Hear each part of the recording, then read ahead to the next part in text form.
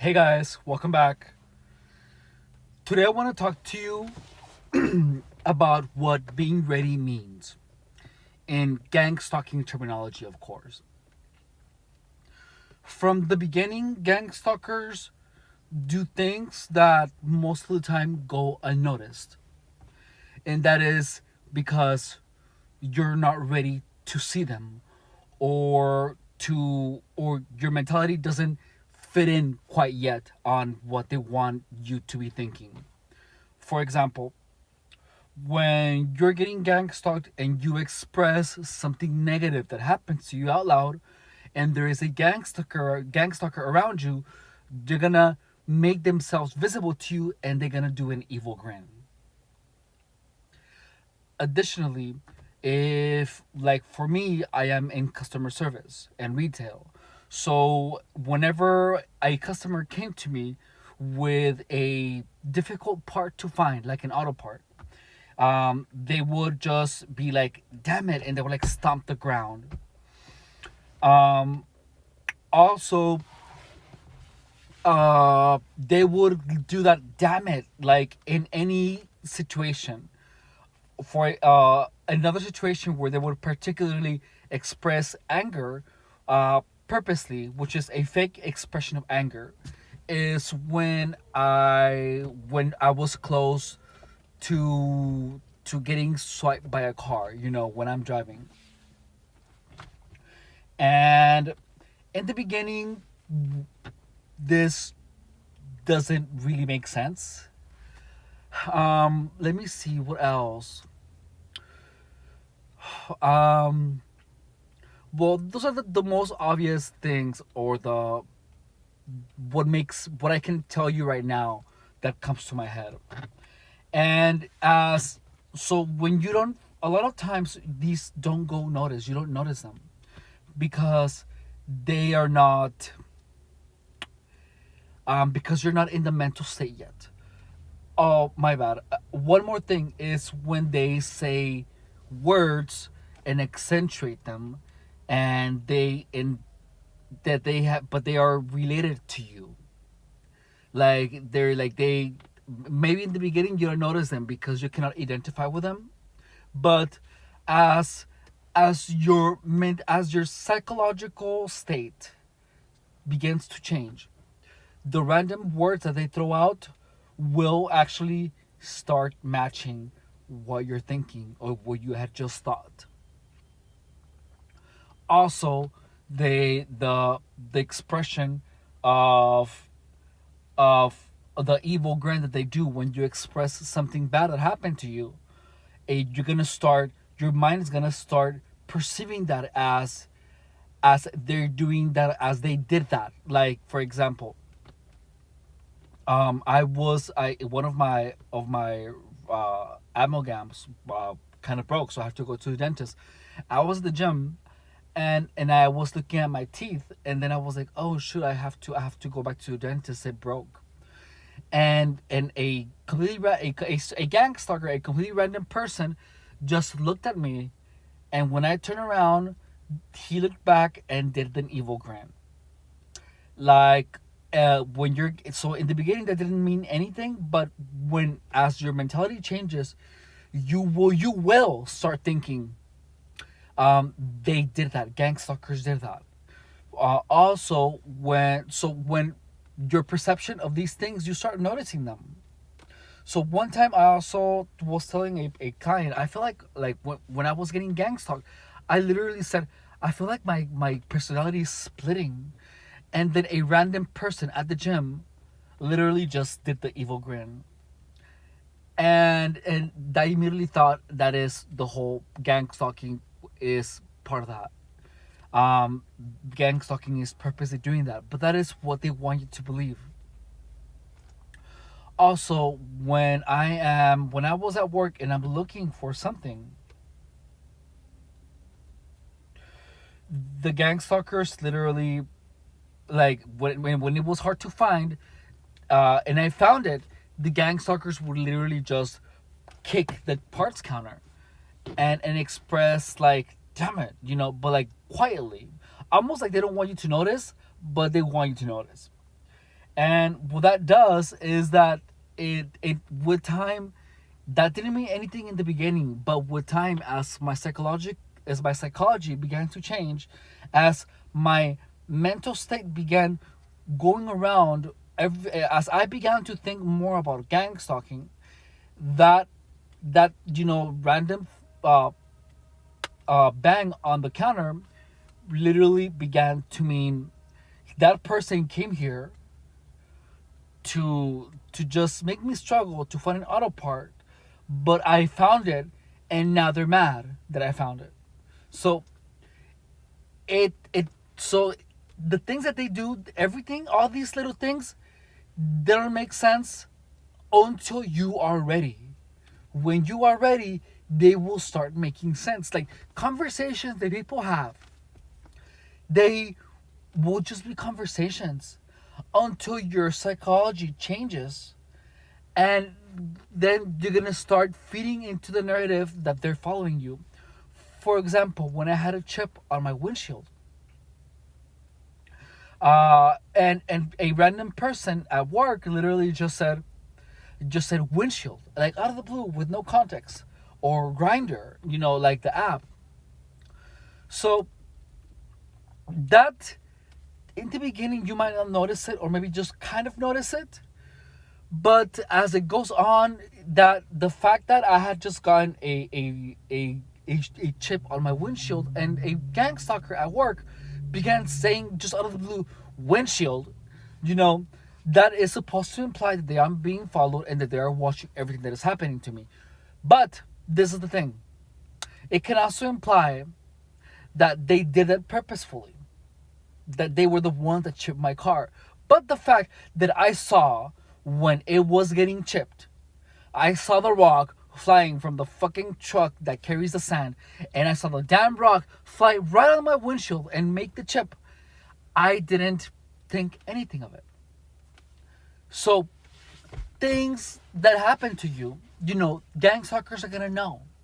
And if you don't know where that came from, once you get into the gang stalking mentality, you're going to start attributing these things that they're mentioning that just happened to you, and they're gonna try to take credit for them. Being ready means that believing that anything that they mention is either because it just happened to you and they are doing it to you purposefully. When you are unable to contextualize things like that, and you don't give credit to the gang stalkers, that means that you're not ready yet. And they use the term being ready, because a gang stalker used it in front of me. A gang stalker literally said, he's not ready yet. This one is a little tough to crack, but he'll be ready. And he literally told me to my face, this is not the first time I have done this. And then literally in front of me, to my boss, he said, he's gonna crack soon. This one's almost ready. Like that. Like, how fucking dare you? And yeah, so that's what being ready means. Being ready means that all the little things that gang stalkers are doing, they're beginning to fit in the puzzle. You are a puzzle that they don't have the pieces, but they are cutting parts of you in order to make their pieces fit, to make the picture that they want the puzzle to be to display. Once it's solved, once they force the puzzle, they force the pieces that they want to fit. And as unbelievable as it might be, that shit works. It works. It does work, And how do you combat that? First, you have to limit the access that gang stalkers have to you. Then they're gonna try to get in. They're gonna try many ways. You're not gonna stop them. They're gonna try one way or another. they're gonna pretend to be your friend, and then they're gonna pull their gang stalking tricks on you. The thing is that in the beginning, you might not be familiar with what their tricks are, and you can start believing it's your fault. For example, there's gonna be an explicit content, so warning on explicit content. When I was using a lot of drugs, I would hook up with guys, and all of a sudden, my dick wouldn't work. I was like, oh, well, it's the drugs. But then you start, but I've never had that problem. I've never, ever had that problem. And, well, I was wondering why is it that? And then I beginning that guys were like squeezing their ass really hard. I was like, what the hell? Why they're awful at bottoming. But then, you know, they're gonna deny it. I couldn't talk to them. They were like, oh, I'm sorry, I can't help it. But it's like, I can help it, you know, and I get, well, I'm familiar with that. And I know that you can in fact control it. So if you can't control it, um, that means that you're either unexperienced or you are purposely doing it. But they're gonna keep lying to you to your face. They're never gonna say, "Oh, I'm sorry," or they're never gonna say, "I'm doing it purposely to cut the circulation off." But they will leave clues. Someone actually said, "Oh, it kind of cuts the circulation off, huh?" And they were laughing, and he was laughing. So with time, I know that these were done on purpose because I can make connections. And with time, they just add up, and they're undeniably truth, regardless of how much they deny it, because they're never gonna accept it. So now, as soon as anyone starts behaving in a way that is really familiar to gang stalking, I immediately just leave. And it's funny because they will express actual concern that I left. And they're gonna try to explain it to you. They're gonna try to have you explain to them, why are you leaving? You know why? Because when you tell them why, they're gonna find an excuse. They're gonna be like, why are you leaving? Why are you doing this? What did I do wrong? And that's how they're gonna adapt. They're gonna try to convince you that it was an accident, or that they didn't do it purposefully. But they're gonna do it without ever admitting that what they're doing. So, like, they're gonna tell you, have I done something to make you leave?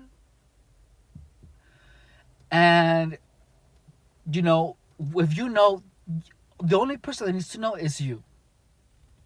They're never gonna accept it. They're never gonna take responsibility, because that's part of the gang stalking operation. It's gaslighting. They're gonna be doing things that are gonna be obvious to you, but they are gonna deny it. And that's part of it. So your job is to not give them an opportunity to explain themselves, because you know that they're going to explain things to you that are going to be completely false. They're going to be explaining things to you in order to deceive you. And the only thing that you can do is deny them the opportunity to deceive you, to gaslight you. If you know, you know. And you just leave. Your instincts, you need to trust them more. Because everyone around you, if you're getting gang stalked, is going to be denying your reality.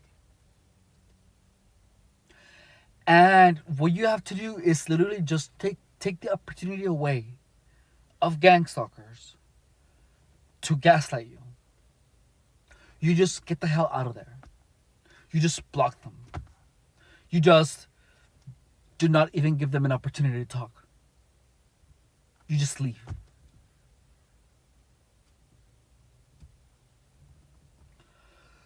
If you're gonna try to confront it, they're gonna they're gonna try to twist your perception. They're gonna make it seem like it was your fault, like you didn't say something.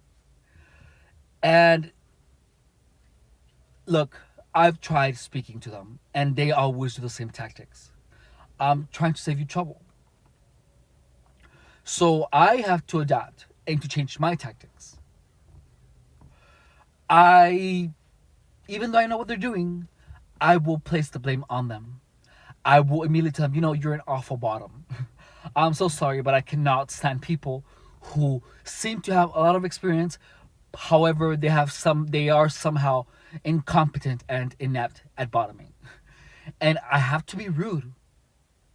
It's not because I'm really a rude person. I'm not. I'm actually extremely understanding. But I have to take the role because they're the ones being rude to me. But they're going to deny it. They're going to try to seem innocent. With me, there are people that I want them to not to talk to me again. I have to make them not want to try to hook up with me. So I have to be demoralizing. I have to be, you know what? I'm so sorry. You're an awful bottom. You're possibly the worst bottom I have ever met. You're incredibly awful. I have no idea how you are able to engage in this behavior and still be awful at bottoming, even after I know you had all this sex. I'm so sorry, but please don't talk to me anymore. There's nothing in the world. I cannot stand people who are awful at bottoming, even though I have patience. I am not like that. But I have to make them think that I'm an asshole, to demoralize them and to make them not want to play with me again, because that way they're gonna stop bothering me. You have to evolve. You have to have some tactics, even though it doesn't represent who you truly are. It's fine because they want you to represent something that you are not. So what do? You twist your perception of them. You make them believe that you're an asshole, and you want them, and you want to take all their want to hang out with you, to demoralize you. You demoralize them first. You tell them, you know what, you're freaking awful at sex. I'm so sorry, but I have no patience with people who suck at having sex. Bye. You're just rude. You have to be. That is how I'm dealing with it. I'm blocking them. I tell them, you're awful at bottoming or at topping. You have no sense of what is appropriate or not to talk about when you're having sex. So please do not speak to me again. I do not want to see you again. You're awful. And that's how you do it. You have to, even though it doesn't represent who I am, it doesn't. But I have to make them believe that so that they just don't speak to me again. Because that's what I want. I want them to not contact me in any way, shape, or form. And you have to do what it takes. And so far, so good. It works. Anyway, that's what I have to tell you right now. Okay? Thank you for watching. Bye.